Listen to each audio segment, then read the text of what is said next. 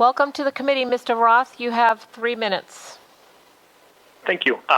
My name is Ben Roth, and I'm a resident of Providence. I'm here today to speak in support of Senate Bill 219 and 540. And I want to start off by thanking my Senator Casada, for being a co-sponsor on 540.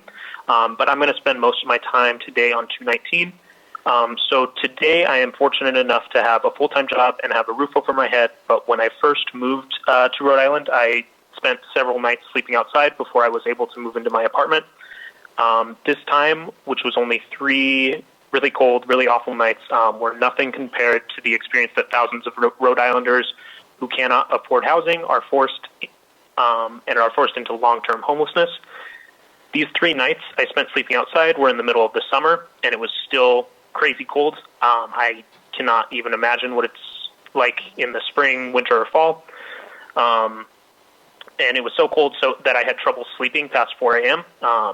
It was rough. I cannot begin to imagine what it's like to sleep outside in the winter months. And once the sun came up, there was not much relief. I had nowhere that I could shower, and I had nothing to eat but a couple MREs that I had to spread out over 3 days. When it rained one afternoon, my clothes, my suitcase, and all the clothes in it got soaked, and needless to say, the following night was the worst of them all.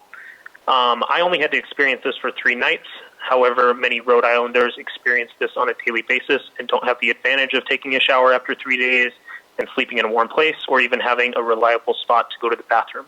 No one should have to live like this. Senate Bill 219 would go a long way towards fixing the housing crisis in Rhode Island. And I also want to point out that people experiencing homelessness are at greater vulnerability to pollution, and that is part of the reason I support Senate Bill 540. We need to curb our pollution now, and we absolutely need to stop building polluting facilities in neighborhoods that are primarily inhabited by people of color. I would also like to see a green justice zone established in the Olneyville area, a Hispanic majority neighborhood where residents have been affected by pollutants brought in for the construction of the 610 connector. Both of these bills would make Rhode Island a much more equitable place, and I urge the committee to support them. I also want to take a little bit of time at the end, if I have it, to say that I don't believe people should be using housing to make a profit. That's kind of the same to me as insurance companies making a profit off of people's health. So I appreciate what the landlords who have been talking about being committed to having affordable housing. That's awesome. But I think owning 60, 70 units is really contributing to the crazy cost of housing in Rhode Island. Thank you for your time. Appreciate it.